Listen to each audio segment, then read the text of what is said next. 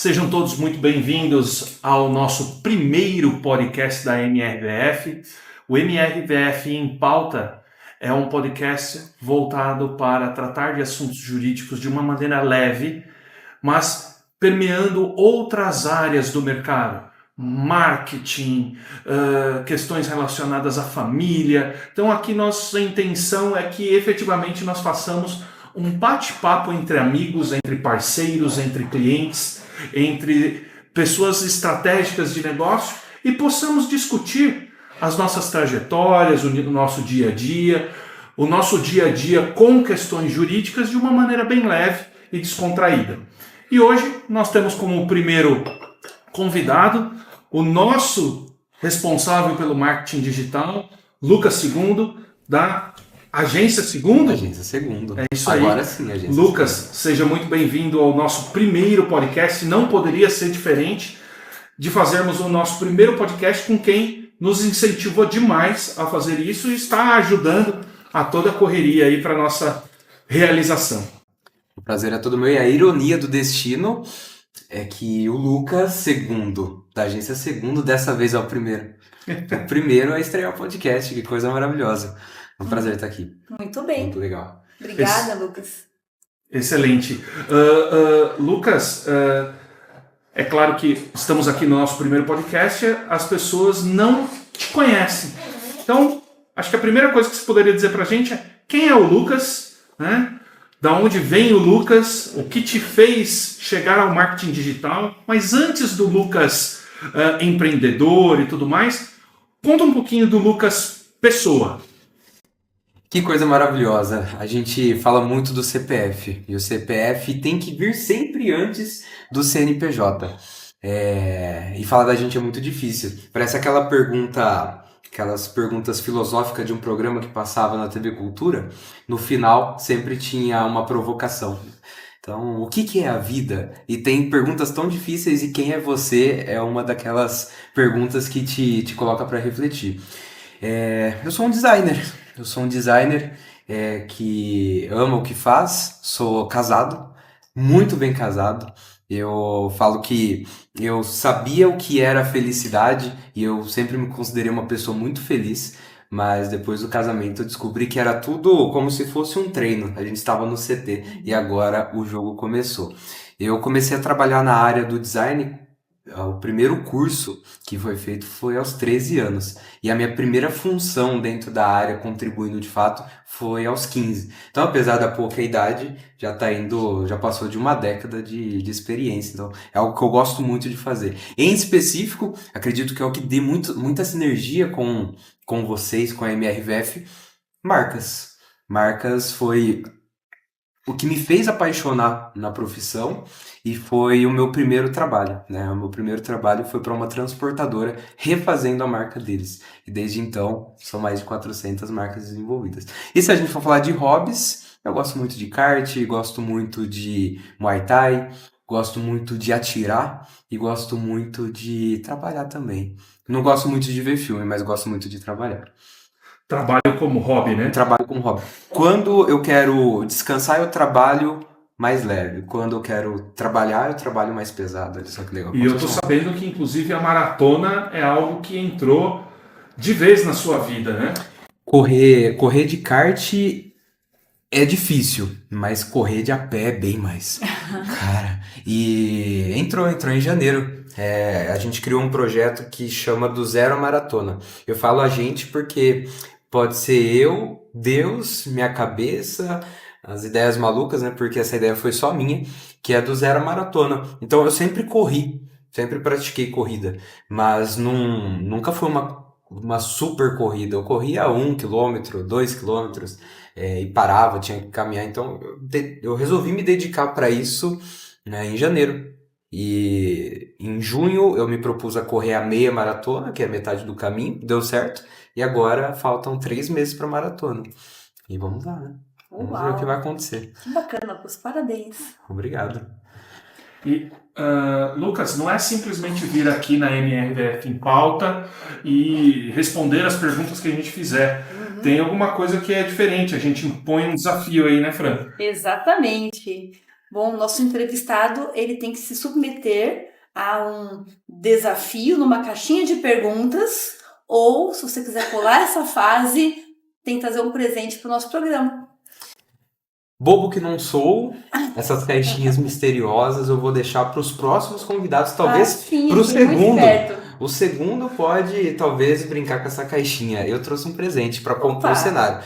Eu acho que esse cenário aqui, em um futuro, estará recheado de coisas e eu serei o primeiro. Eu quero trazer a minha lembrancinha. Eu vou pegar aqui. Eu fiz uma viagem entre os hobbies. Eu gosto muito de dirigir. Então, dirigir, com certeza, é uma das coisas que eu mais gosto de fazer na vida. E eu fui de carro para o Uruguai. E nessa viagem de carro, o meu sonho era, e que eu ainda vou fazer algum dia, era ir do Brasil, aí você desce para o Uruguai, Argentina, Chile, Bolívia, e volta por cima. E aí eu conheci a Débora. E eu falei para ela, olha, eu com 30 dias de namoro, conhecendo ela, eu já sabia que eu ia pedir ela em casamento. Eu só falei, cara, eu preciso me organizar porque eu tenho que fazer tudo bem rápido porque eu já sei o que eu quero. Então, preciso pedir ela em namoro rápido. Eu pedi, eu falei, agora eu preciso pedir ela em noivado. E eu falei, poxa, aonde eu vou fazer isso? Aí eu falei, vai ser viajando. Eu falei, mas eu quero muito viajar de carro. Eu falei, vamos pro Uruguai, Argentina, Chile, a Bolívia. Ela falou assim, menos. Eu falei, então tira a Bolívia. Ela falou, menos. Eu falei, então tira o Chile. Ela falou, menos. Eu falei, então tira a Argentina. Eu falei, não tira o Uruguai, não tira o Uruguai. Ela falou, então vamos pro Uruguai. Eu falei, beleza.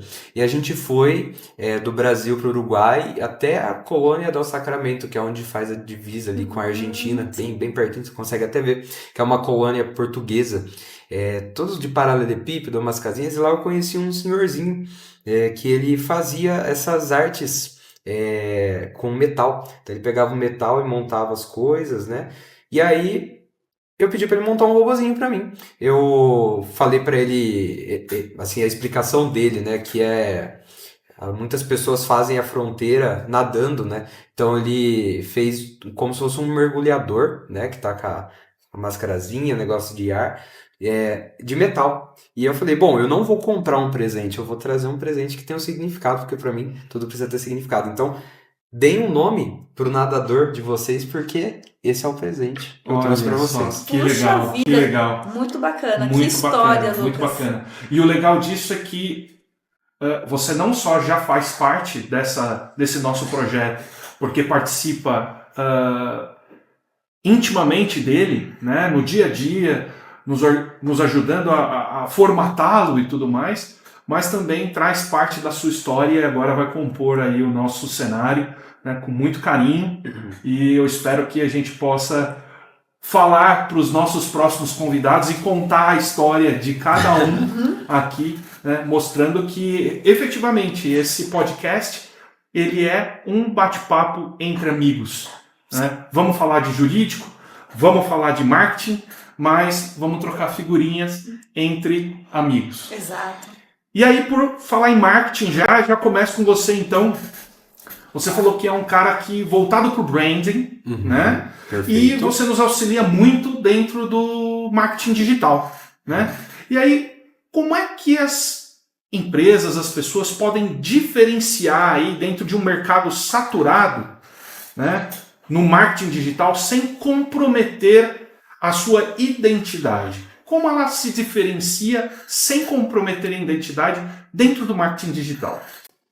Nossa, eu ficaria aqui a tarde toda. Acho que isso daqui é um cenário perfeito. É muito bom. Não só a gente falar do que a gente gosta, mas com pessoas que a gente gosta. Então, falar de marketing, falar de brand é muito prazeroso. E quando a gente fala de diferenciação, hoje está muito atrelado, e é claro que isso é um ponto de vista dentro da estratégia que eu gosto de traçar, nos CPFs. Eu estava em mentoria hoje mais cedo, aplicando uma mentoria para um estacionamento de carros. E quando você vai vender coisas que todo mundo vende, ainda quando a gente fala de um serviço, por exemplo, a gente tem algumas nuances que eu estou falando com um advogado e eu confio muito no Henrique. E eu confio muito na Fran. Então, tudo bem, apesar de ser serviços iguais, a gente entende que as pessoas que fazem a diferença. Mas e quando é um carro que eu posso comprar em qualquer lugar? Numa Web Motors, num Carros SP, num jornal, em qualquer lugar. Por que que eu vou comprar com essa pessoa? Por causa da pessoa, com o seu CPF de diferenciar o seu negócio. E aí, sem prejudicar, é você ter a clareza disso para que você seja intencional. Veja, eu sou o maior diferencial do meu negócio, independente do que eu faça, porque marketing, se você falar um pouquinho mais alto, vai aparecer duas propostas na sua mesa. Tem muita agência de marketing. Então, qual que é a diferença? Já que postagens, tráfego pago, a gente não muda nada. Se eu for para a Bahia, se eu for para a Argentina, é Google, é Facebook, é Instagram. Não tem nada de tão diferente assim. O que que tem de diferente dentro da agência? Eu. Então, quando a gente entende que o nosso CPF é o nosso grande diferencial e que, através de nós, faz com que a gente venda o mesmo produto que todo mundo vende, às vezes um pouquinho mais caro, ou você consiga agregar um pouco de valor em um serviço que o mercado já vende, vender a mesma coisa por um preço um pouquinho mais elevado, é quando você agrega o valor através do CPF. Então, assim, veja, eu posso vender um projeto de comunicação por R$ 500, outro por R$ 3.000, outro por R$ 5.000, outro por R$ 10.000. O que muda? As pessoas. Então, tem a agência que cobra R$ 500. Geralmente é uma pessoa que está começando, que não está entendendo. Por que você pagaria R$ 10.000 na mesma coisa? Porque você está contratando um expert que tem um atendimento melhor, tem uma estrutura melhor. Então, as pessoas são capazes de mudar os seus negócios. Um ponto importante é você fazer de forma intencional. Porque se você não sabe, aí pode prejudicar o seu negócio. E a gente vê bastante isso. Às vezes as pessoas tomam atitudes na vida pessoal sem perceber que isso impacta diretamente os seus negócios. Interessante você comentar sobre isso, sobre o CPF, né, que hoje as tratativas são feitas com pessoas e você na condição de, vamos dizer, de uma agência de marketing, o Lucas e toda a equipe do Lucas, através dos seus CPFs, tem a finalidade ali de sentir o cliente, o que esse cliente deseja. E como é que você vê, a partir disso, a inteligência artificial? Isso porque é claro que a inteligência artificial ela veio não só para revolucionar todas as áreas, como tem uma grande influência no marketing digital hoje, na medida em que nós vemos aí o quão, aspas, fácil é, a partir de algumas diretrizes, a inteligência artificial criar uma marca, criar um site, criar uma campanha publicitária. Como que você enxerga essa integração ou esta influência da inteligência artificial dentro do marketing digital? Nossa, eu respondo essa pergunta desde que o primeiro chat GPT veio à tona.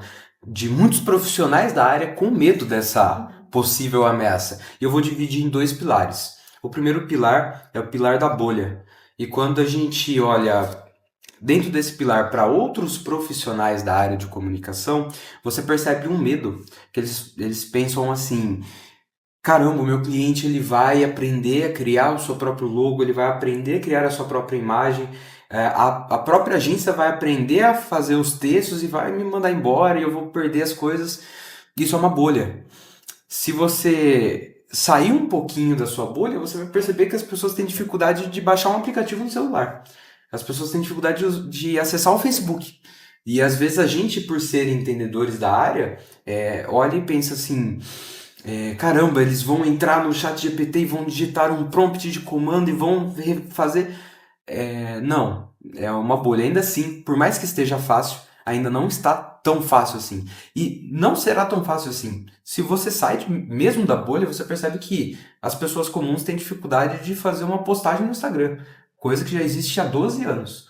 Então não é tão simples assim. Mas aí eu vou para um segundo pilar, que ainda assim, se esse cliente se antenou, é um cara estudioso, foi para frente, entendeu, e ele sabe fazer, e ele ainda assim não entendeu o valor do que está por trás, ele acha que uma identidade desenvolvida pela inteligência artificial tem o mesmo valor do que uma imersão para entender toda a estratégia, todo o CPF, o CNPJ da empresa, entender a história, ele não é um cliente ainda. E eu acho que essa acessibilidade é boa.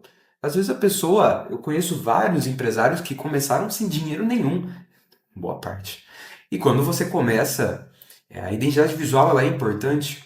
Eu tento ser o mais transparente possível. Não. Se você tiver a condição, perfeito. Mas não paralise por causa da identidade. Imagine que você vai começar a sua empresa, o seu primeiro projeto. Eu não posso começar agora porque eu não tenho dinheiro para identidade. Não. Pega um desenho ali, começa a usar. Mas numa primeira oportunidade, invista em uma identidade visual coerente. Ou vai começar a fazer conteúdo para o Instagram.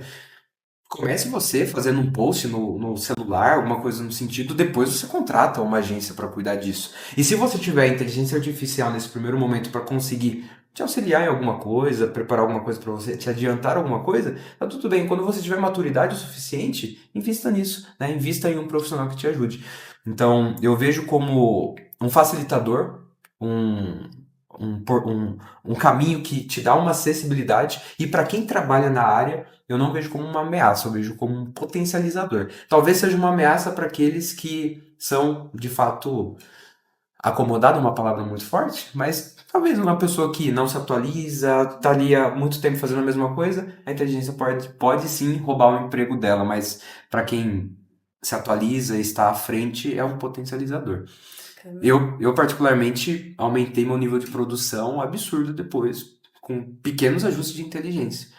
Correção de texto, ajuste gramatical, isso facilitou muito. Tinha que revisar páginas e páginas no olho, né? Você sabe que aqui a inteligência artificial também é relevante para nós.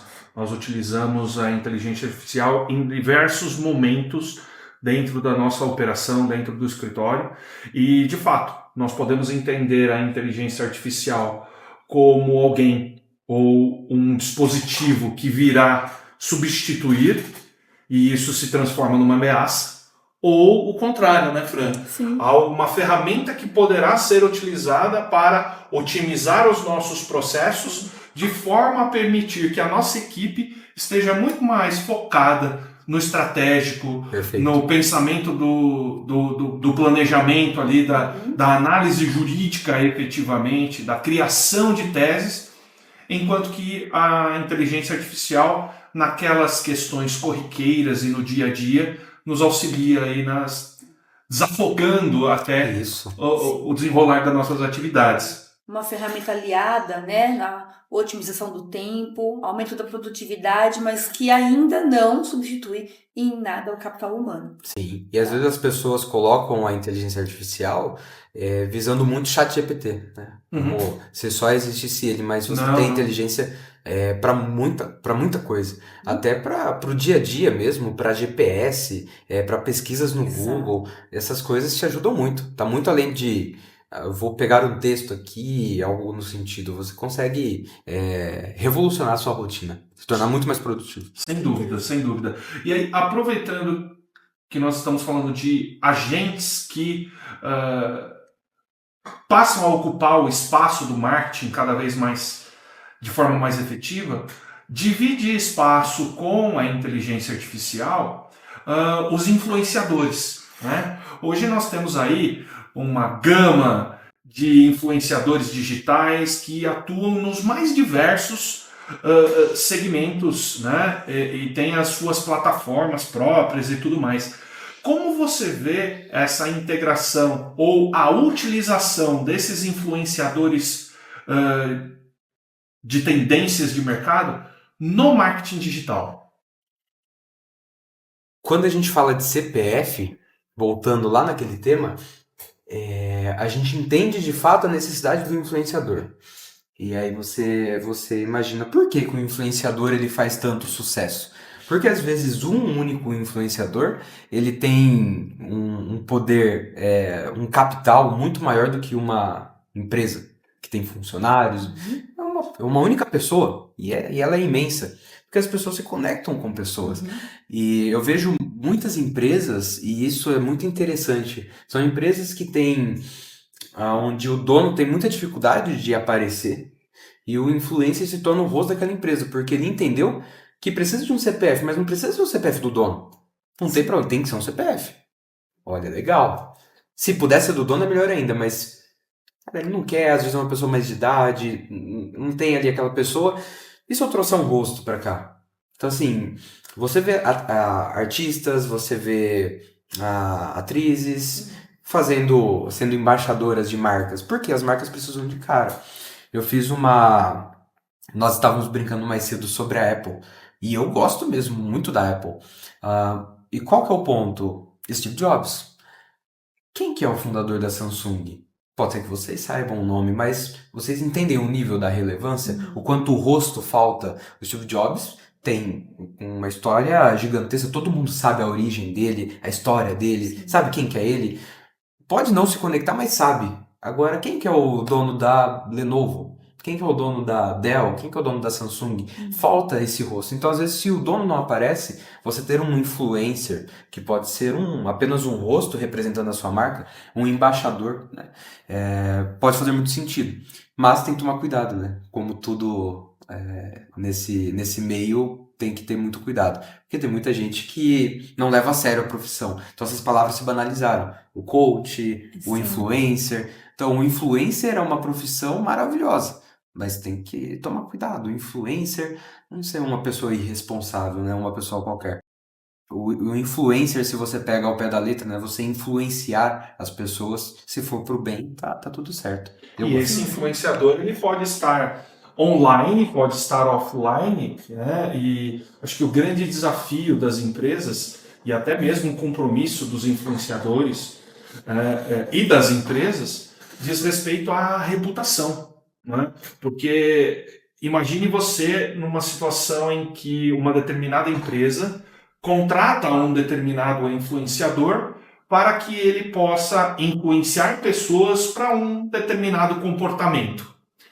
E isso está indo tudo muito bem. E de repente, este próprio influenciador, ele é visto em algum local com condutas que estão em desacordo com aqueles anseios da empresa naquele momento, né? E que descaracterizam até mesmo aquilo que a empresa gostaria de passar como um valor. Uma forma negativa, Isso é uma forma negativa. Sim. E o contrário também é verdade. Né? Quando você tem um influenciador que ele tem também uma reputação a zelar, e ele vai e põe a sua cara à frente para um determinado produto e uma determinada empresa, e de repente ele, influenciador, se vê maculado por conta de uma postura que a empresa eventualmente adotou e que está em desacordo com aquilo que ele, influenciador, tem como valor. Né? Então, isso tudo é bem interessante e complexo de se analisar, até mesmo do ponto de vista jurídico, quando vai se estabelecer as relações contratuais. Né? Então, isso é bem interessante. Vocês se lembram do Cristiano Ronaldo com a Coca-Cola? Onde ele foi dar uma entrevista e colocaram algumas garrafas de Coca na frente. Vocês lembram disso? Não. Então, tinha uma entrevista, depois assistam. Uma entrevista com o Cristiano Ronaldo, ele sentou na mesa, naquele pós-jogo, né? E tinha garrafas de Coca na frente. Ele pegou a garrafa, tirou e falou, água. Eu bebo água. Isso fez a Coca perder 4 bilhões de dólares do dia para a noite. Exatamente. Associado à pessoa, à conduta, ao CPF. E faz sentido. Imagina o Cristiano Ronaldo associado à Coca, o apelido dele é o robô, é a pessoa mais disciplinada que tem. E hoje o Cristiano Ronaldo é a pessoa mais influente do mundo. Sim. É a pessoa que mais tem seguidores. Com a tirada da Coca, ele não só tirou a Coca, como água. Eu bebo água. Então, assim, o que isso quer dizer? Né? Uma pessoa que é muito influente positivamente, focado no esporte, nos resultados, mostrou que se você quer ter resultados, se você quer ser uma pessoa boa, prosperar, assim, diversas coisas, não digo que essa é uma verdade, mas o que deu a entender é, se você quer ser igual eu, não beba Coca. Ele não quis a imagem dele vinculada a um refrigerante e com autor de açúcar. Então, assim, muitas pessoas seguem. Então, E isso vem com o aprendizado ao longo do tempo, né? Porque nós tivemos lá atrás pessoas importantes, sobretudo dos esportes, que tiveram suas imagens vinculadas com o que já sempre foi sinônimo de algo prejudicial à saúde, mas por certas vezes tiveram outras conotações, né?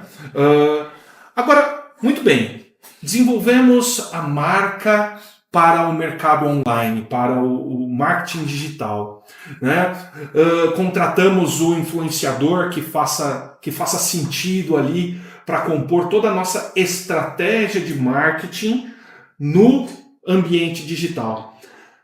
Quais são as métricas? Feito tudo isso, colocado tudo isso em prática, quais são as métricas importantes de se avaliar para você ir, vamos dizer, corrigindo rotas dentro do marketing digital, né? E para até medir o sucesso de uma campanha dentro do marketing digital?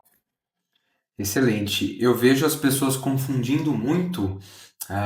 Isso aconteceu ontem. Ontem à noite eu estava em uma reunião e as pessoas confundem muito a geração de conteúdo para as redes sociais com vendas. E são coisas diferentes. São estratégias diferentes. Existe uma estratégia passiva que ela precisa existir, que é o fortalecimento de marca. É o que nós fizemos por muito tempo aqui na MRF e a gente faz até hoje, que é fortalecer a marca. Tanto para a pessoa que quer contratar, então quem pensa em trabalhar aqui na MRVF tem que olhar para o perfil e entender, poxa, que lugar legal, que agradável, olha que bacana o que eles fazem. Quem quer comprar daqui, poxa, eu confio neles, olha que legal, tem rosto, o rosto de vocês aparece no perfil, isso é muito importante. É por isso que a gente usa isso, falamos muito do CPF. Mas, se a gente for metrificar vendas, ontem eu escutei, o meu Instagram, eu não acredito tanto assim em Instagram, porque o meu Instagram não gera tantas vendas. Mas o foco do Instagram não é gerar vendas, é se conectar, é uma rede social. Vocês sabem qual foi a primeira foto do Instagram? Foi uma foto de um cara, a primeira foto da história do Instagram.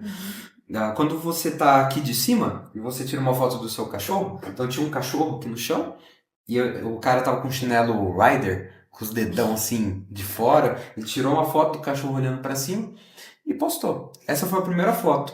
E o Instagram não perdeu a sua essência, é uma rede social. As pessoas se conectam com isso. As pessoas se conectam com o cachorro, as pessoas se conectam com uma brincadeira, se conectam com um conteúdo educativo. Legal, você compartilhando seu conhecimento, mas não queira forçar a barra, porque ali é para as pessoas se conectarem com você. Se for para vender, é a estratégia que a gente traçou agora. Vamos para o Google, fazer uma página de vendas, vamos impulsionar os vídeos direcionados para as pessoas, aí você consegue fazer uma métrica de vendas. Antes disso, a gente está falando de se conectar. Então, dividindo isso, perfeito. Mas quando a gente, respondendo a sua pergunta, quando a gente faz uma marca, monta a estratégia, começa a avançar, uma primeira métrica, não focado em vendas, mas focado no sucesso da marca, a gente chama de consistência. Uma marca, se você coloca a Apple, parece que eu sou um super fã da Apple, não sou tão fã assim, mas se você coloca todas as coisas da Apple, é impressionante como que existe uma consistência. E as pessoas falam, nossa, o iPhone é sempre igual. Exato, tem que ser igual. Não pode ser diferente. Imagina, cada ano sai um celular completamente diferente, e perde-se toda a identidade. Então, se você coloca um iPhone, um iPad, um Apple Watch, um MacBook, tudo parece pertencer ao mesmo lugar, só muda o tamanho. Isso é uma identidade de sucesso, uma forma de você metrificar. É a padronização e a consistência. Feito isso, aí sim, a gente olha para as redes sociais, olha para o site, olha para os impressos. Tudo isso se conversa e isso é uma forma rápida de você metrificar. Inclusive, quem está assistindo, se você pega todas as suas marcas, tudo que foi desenvolvido para a sua empresa e colocar tudo em uma mesa, parecem fazer parte do mesmo lugar? Às vezes não. Às vezes a fachada é vermelha, o cartão é azul, aí o logo que está na parede nada se conversa. Então, isso é um sinal de que a identidade não está coerente. E aí, depois disso, aí a gente entra com a estratégia de tráfego pago para conseguir metrificar as vendas. Porque se não está coerente, as pessoas não compram, né? E dentro dessa estratégia de tráfego pago, de todas as estratégias de marketing digital para criação de conteúdo e tudo mais, você enfrenta dentro da agência algum gargalo jurídico? Você tem que observar algumas posturas para que dentro dessa sua estratégia você não só tenha condição de atingir aquele objetivo que o teu cliente quer atingir e por isso ele te contratou, mas que também você verifique questões como concorrência. Claro que você deve analisar o que a concorrência está fazendo para que você possa sugerir atitudes ou ações pelo seu cliente, mas do ponto de vista do marketing, quais são os gargalos que você encontra ou impedimentos jurídicos para determinadas ações que você quer tomar? Diversos. Mas o principal é, dentro de um processo, a gente tem o naming, a gente tem o branding, que é toda a parte da identidade, e a gente se depara com clientes completamente inocentes. Acho que essa é a palavra, né? São clientes inocentes que acham que nada de ruim pode acontecer e às vezes acham que aquela ideia batida pode dar certo. Às vezes você vem com um nome totalmente comum e usual que você encontra a cada esquina e vê um projeto de marca para você criar. Como que eu posso falar para esse cliente? Porque às vezes ele não tem orçamento, às vezes ele não entende o valor de ter uma marca registrada, por exemplo, e aí você fica naquele impasse. Eu sigo ou eu não sigo? Porque se eu seguir, eu sei que no futuro, quando ele for registrar essa marca, ele não vai conseguir. Vai dar problema. Antes dele registrar, pode ser que dê outros problemas, como o seu concorrente pedir, né, os seus direitos. Então, a gente fica nesse impasse. Eu tento educar, mas às vezes o cliente não quer. Não precisa. Não vai dar nada, né? Essa falta de crença ou de maturidade mesmo para o processo é um deles. Isso quando a gente fala do nome. E quando a gente fala da marca, da parte visual, também.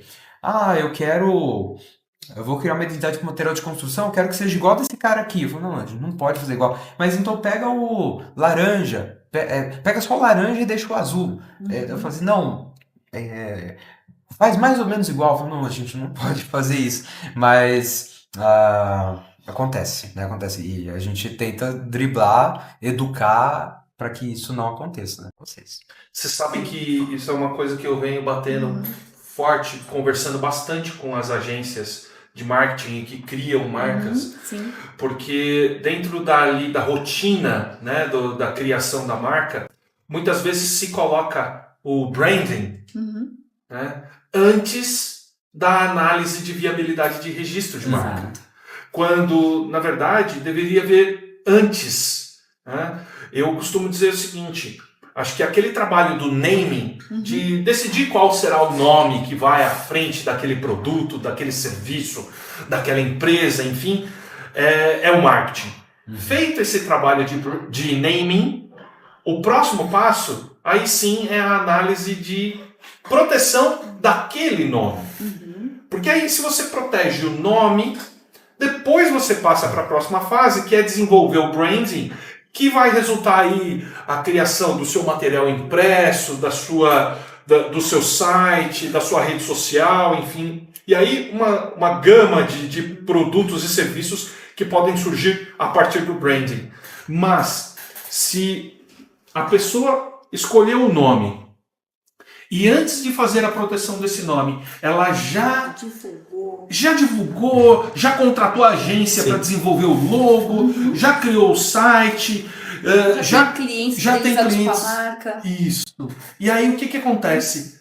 De repente ele é surpreendido por uma notificação extrajudicial, por exemplo. E ao ser surpreendido, ele chega até o escritório e questiona: ora, mas não há nada a fazer? Na medida em que, ao verificar no banco de dados, já existe uma marca que é daquele que o notificou, inclusive, que é uma marca registrada para o mesmo segmento de atividade, e isso faz com que a gente tenha que dizer a ele: olha, infelizmente, por ter avançado nas atitudes de marketing, você vai ter que investir ainda mais para não só retirar tudo aquilo que já foi feito, como modificar o nome e fazer todo esse trabalho novamente. né? Então eu acho que é extremamente importante para as agências, né, que elas tenham esta preocupação, que eu não tenho dúvidas que a Segundo tem, né, de chamar atenção para essa conscientização de ver a viabilidade de proteção do nome a partir do momento que se chega àquele nome. Definindo o naming, né, o nome, eu entendo que deve-se partir para a análise de viabilidade e registro da marca. E é o projeto mais fácil de fechar, é aquele do que optou por não seguir o caminho da prevenção.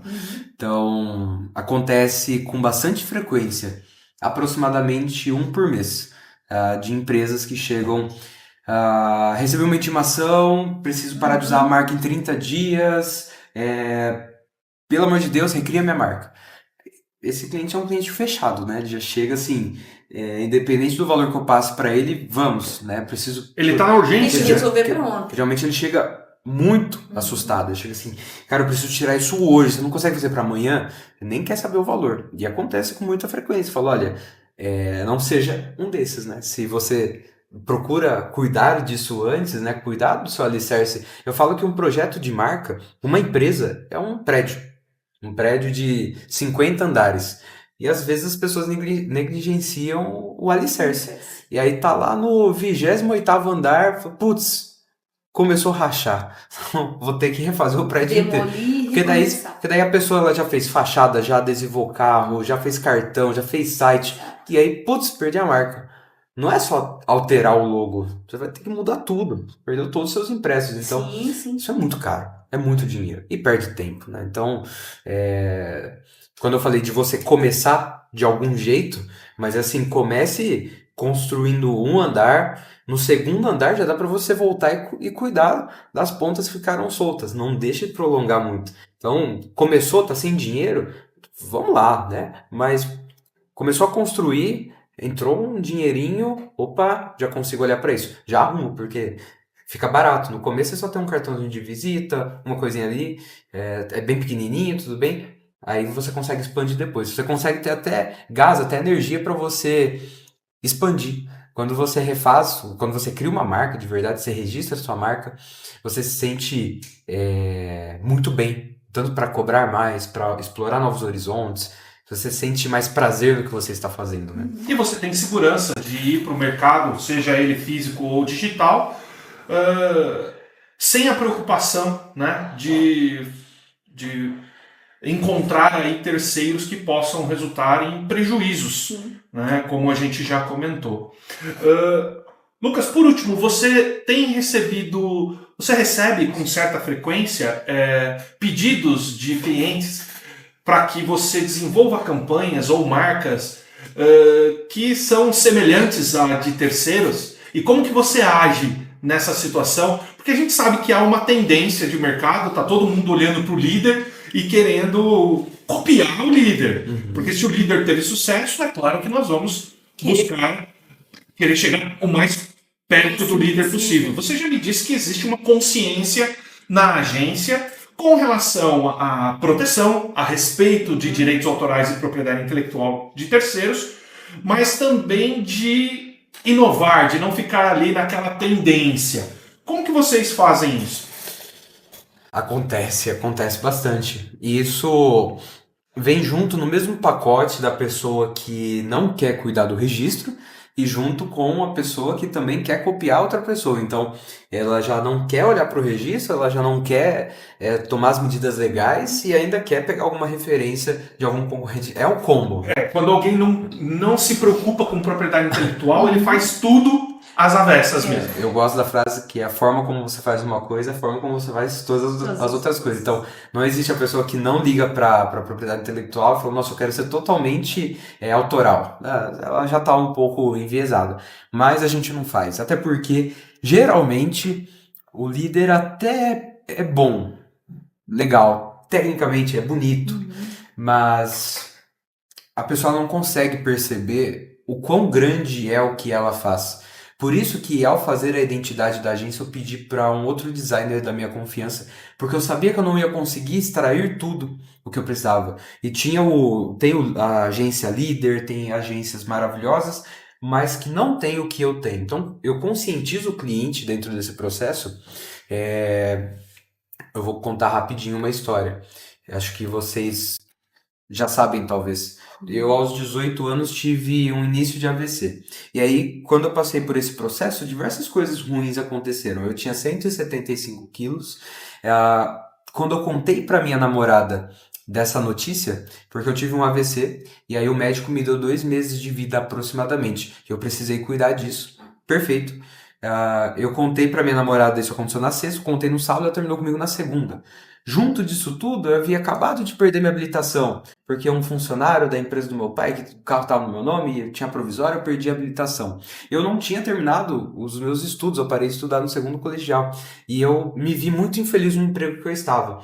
E aí naquela época foi assim, o que o médico ele não entendia, né? O quanto eu sou bom em ganhar peso. Falei assim, nossa, eu engordei 175 quilos dentro de uma academia, eu sou muito bom nisso. Então eu não ia conseguir emagrecer. Eu falei, bom, é um cenário muito ruim. Foi um ano, assim, bem complicado. Nesse ano eu perdi 70 quilos, eu terminei meus estudos, eu comecei a faculdade, eu saí do emprego do meu pai, entrei numa agência. Foi um processo muito legal. E a partir dali eu entendi que acordar é motivo suficiente para sorrir. Aquele dia eu tirei a cortina do meu quarto, porque eu disse que eu iria acordar sempre antes do sol. Então eu vou dar bom dia pro sol, porque eu tinha que fazer minhas caminhadas, eu precisava emagrecer, eu determinei essa rotina. O designer fez a minha marca com um sorriso. Então o símbolo da marca hoje é um sorriso. Ele falou, cara, você é uma pessoa que está sempre sorrindo.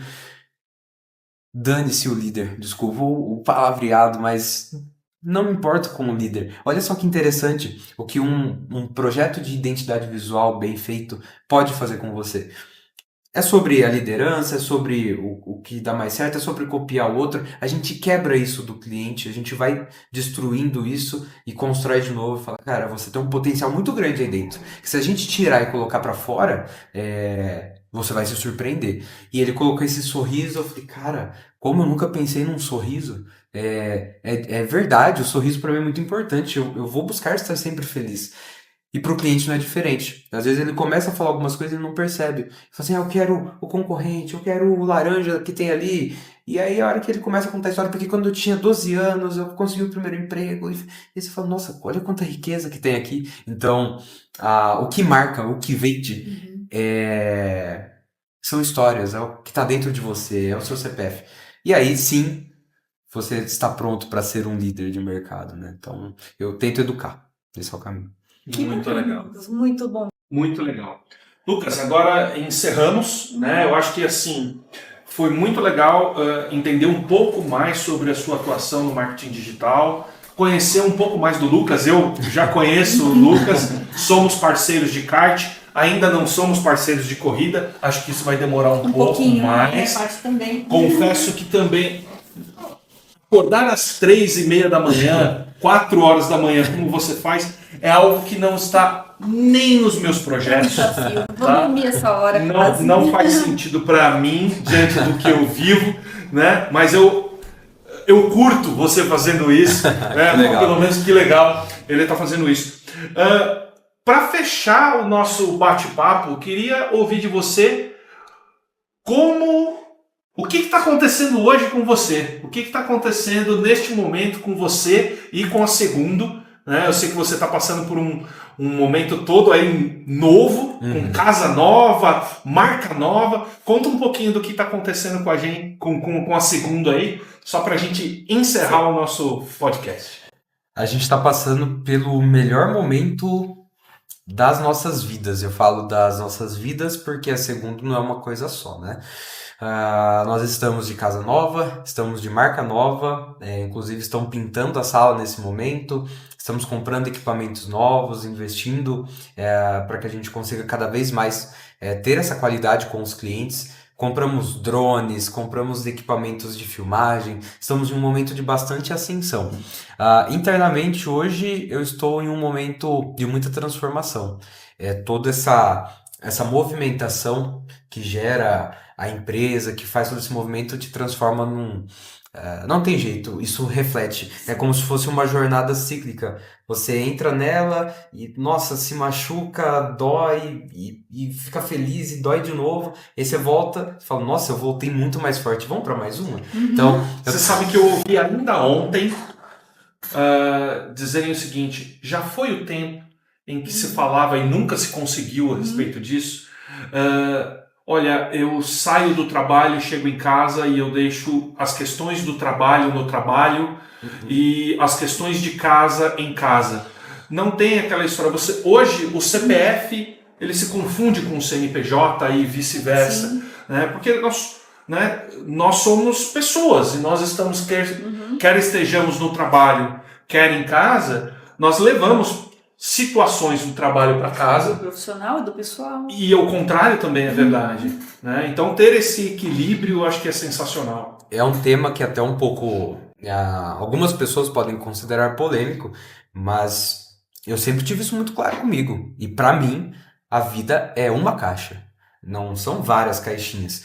Você tem que olhar como um todo para que você consiga buscar esse equilíbrio. Porque se você teve um dia. Eu já ouvi uma história parecida sua. Depois a gente relembra essa história.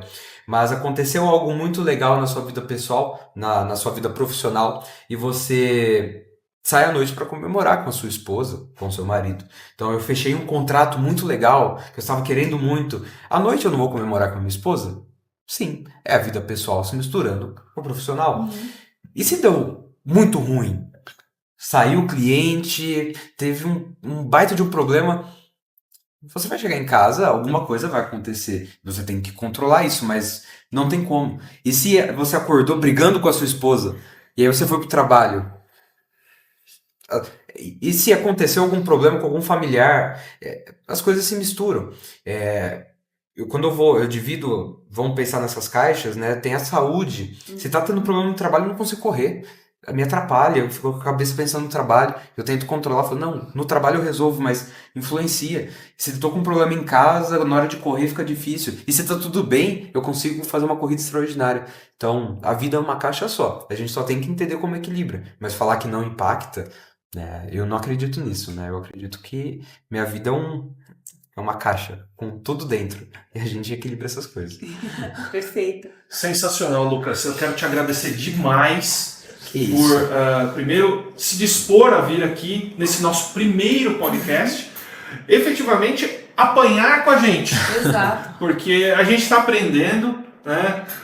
Tanto eu como a Fran não somos, né, exímios comunicadores, mas entendemos e aceitamos o desafio, né, de fazer esta brincadeira, né, e compartilhar com as pessoas que nos assistem, que nos acompanham de alguma forma, que querem saber o que a gente está fazendo no escritório. Né?